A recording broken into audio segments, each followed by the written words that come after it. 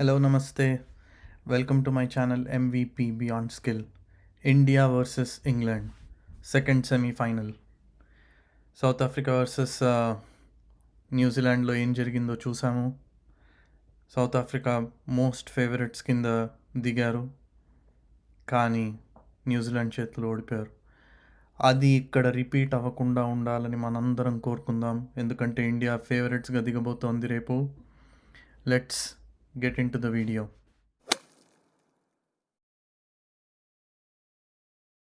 So గత మ్యాచ్లు చూసుకుంటే ఇంగ్లాండ్తో మనం ఆడినవి T20Iలో ఒక లాస్ట్ రీసెంట్ 5 మ్యాచెస్లో 4 ఇండియానే గెలిచింది. అది కాకుండా మనం only T20 world cups consider చేస్తే మనం టోటల్గా ఇంగ్లాండ్తో ఒక 5 సార్లు ఆడాము T20 వరల్డ్ కప్స్లో. అందులో 2007 నుంచి మొదలు పెడితే 2007లో ఇండియా గెలిచింది, ఆ తర్వాత 2009 అనుకుంటా ఇంగ్లాండ్ గెలిచింది, ఆ తర్వాత మళ్ళీ ఇండియా గెలిచింది, తర్వాత ఇంగ్లాండ్ గెలిచింది, ఆ తర్వాత మళ్ళీ ఇండియా గెలిచింది. సో ఆల్టర్నేట్గా గెలుచుకుంటూ వచ్చారు. అందులో 2 సెమీఫైనల్స్ ఉన్నాయి ఇండియా వర్సెస్ ఇంగ్లాండ్కి.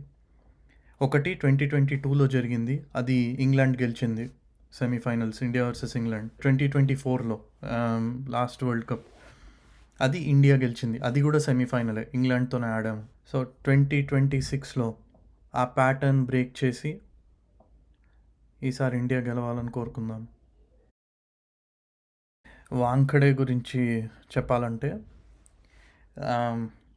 ఈ టోర్నమెంట్లో ఇండియా ఒకటే గేమ్ ఆడింది, ఇంగ్లాండ్ 2 గేమ్స్ ఆడింది వాంఖడేలో. అండ్ ఇండియా ఆడిన ఒకటి బాగా స్ట్రగుల్ అయింది. జనరలీ ఇండియా వాంఖడేలో బాగా ఆడింది, అంటే ఈ టోర్నమెంట్ మినహాయించి చూస్తే జనరలీ వాంఖడేలో మంచి రికార్డు ఉంది ఇండియాకి. కాకపోతే ఈ టోర్నమెంట్ పరంగా చూసుకుంటే ఒకటే మ్యాచ్ జరిగింది కాబట్టి అది దాన్ని బట్టి కరెక్ట్గా జడ్జ్ చేయడం అంటే సరైనది కాదు. కాకపోతే ఆ గేమ్లో మీరు చూసుకుంటే సూర్యకుమార్ యాదవ్ ఒక్కడే బాగా ఆడాడు, కానీ ఇట్ వాజ్ అ లో స్కోరింగ్ గేమ్ కంపారిటివ్లీ. 166 ఏమో చేసిన 9 వికెట్లు పోయినాయి. ఇంగ్లాండ్ కూడా స్ట్రగుల్ అయింది. ఇంగ్లాండ్ ముందు వెస్టిండీస్తో ఆడింది, దాంట్లో 166కి ఆల్అవుట్ అయిపోయారు, కానీ వెస్టిండీస్ అదే గేమ్లో 196 చేసింది. అండ్ ఇంగ్లాండ్ ఆడిన సెకండ్ మ్యాచ్ ఈ గ్రౌండ్లో నేపాల్తో ఆడింది, ఐ థింక్ 186 84 ఏమో చేసింది. అండ్ ఓన్లీ 4 రన్స్తో గెలిచింది. సో మీరు ఈ పరంగా చూసుకుంటే it's actually high scoring ground, కానీ ఇండియాకి కానీ ఇంగ్లాండ్కి కానీ ఈ టోర్నమెంట్లో మనం స్ట్రగుల్సే చూసాం. సో హోప్ఫుల్లీ రేపు జరగబోయే మ్యాచ్లో ఇండియా అంత స్ట్రగుల్ అవ్వకుండా ఉంటే బాగుంటుంది అనుకుందాం.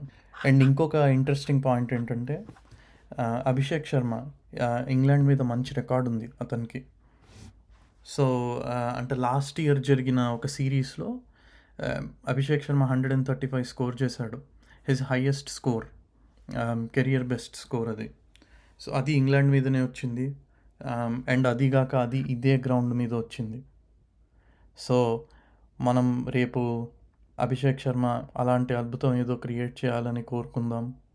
మామూలుగా కోరుకోవడం కాదు, బలంగా కోరుకుందాం, సో దట్ మనకి ఒక ధైర్యం వస్తుంది ఫైనల్స్కి వెళ్ళే ముందు. టీమ్స్ గురించి మాట్లాడుకుంటే ఐ థింక్ ఇండియా నుంచి నాకు తెలిసి ఏ చేంజెస్ చేయరు. ఒక్కవేళ చేస్తే కుల్దీప్ యాదవ్ని తీసుకురావచ్చు అనే డిబేట్స్ నడుస్తున్నాయి, బట్ దట్స్ అ పాసిబిలిటీ. కానీ వరుణ్ చక్రవర్తికి England bowlers actually they struggled a lot. Kuldeep ఇంగ్లాండ్తో పెద్దగా ఆడిన అదేంటి ఇన్సిడెంట్స్ తక్కువే. మేబీ ఇంగ్లాండ్ టూర్ వెళ్ళినప్పుడు కుల్దీప్ ఆడినట్టున్నాడు ఒక 3 మ్యాచ్లు, బట్ అంతకు మించి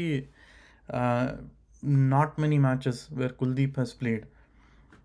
కానీ వరుణ్తో చాలా స్ట్రగుల్ అయినట్టు వీ నో క్లియర్లీ, ఎందుకంటే లాస్ట్ ఇయర్ ఆడాము సిరీస్. కానీ ఇప్పుడు లాస్ట్ ఇయర్లో ఉన్న ఫామ్లో వరుణ్ ఉన్నాడా అంటే లేడు. Do we really want to take a gamble and play Kuldeep here, or stick with Varun and hope for the best? నన్ను అడిగితే వరుణ్తో వెళ్ళడమే మంచిది.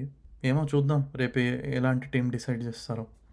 అండ్ ఇంగ్లాండ్ పరంగా చూసుకుంటే ఐ థింక్ వాళ్ళు మేబీ జేమీ ఓవర్టన్ని తీసుకొస్తారేమో టీంలోకి. బట్ ఆ ఒక్క చేంజ్ మించి నేను ఇంకా పెద్ద చేంజెస్ ఏం ఎక్స్పెక్ట్ చేయట్లేదు.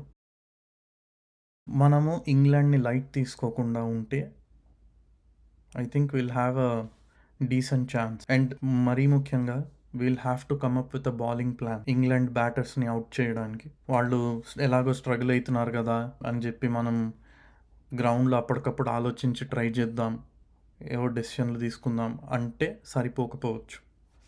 మనం ముందుగా ప్రీ ప్లానింగ్ చేసుకొని ఏ బ్యాటర్కి ఎలా వేస్తే వాళ్ళు స్ట్రగుల్ అయ్యారో చూసుకొని, మరీ పర్టికులర్గా ఈ టోర్నమెంట్లో ఎలా స్ట్రగుల్ అయ్యారో చూసుకొని దాని ప్రకారం బౌలింగ్ వేస్తే we can restrict them to a decent chasable total. Batting చేసేటప్పుడు if our batters don't rush into playing any shot, బాల్ని ఎలా ఆడాలో అలా ఆడితే, క్యాలిక్యులేటెడ్ రిస్క్ తీసుకొని ఆడితే I think will put up a big total. And very very important thing that Indian team should consider, reduce playing number of dot balls. నేను just ఈ super ఎయిట్స్లో గత 2 మ్యాచ్లదే చెప్తాను నేను. సూపర్ ఎయిట్స్లో జరిగినవి వెస్టిండీస్తో ఇండియా ప్లేడ్ 38 డాట్ బాల్స్. మీరు చూసారా సంజు శాంసన్ ఒక్క ఫ్యాక్టర్ తీసేస్తే India was struggling. 38 dot balls boss అంటే దగ్గరగా 7 ఓవర్స్ ఆల్మోస్ట్, అంటే 6.2 ఓవర్స్. సో 6.2 ఓవర్స్ డాట్స్ పడ్డ తర్వాత imagine how crucial that Sanju's knock was.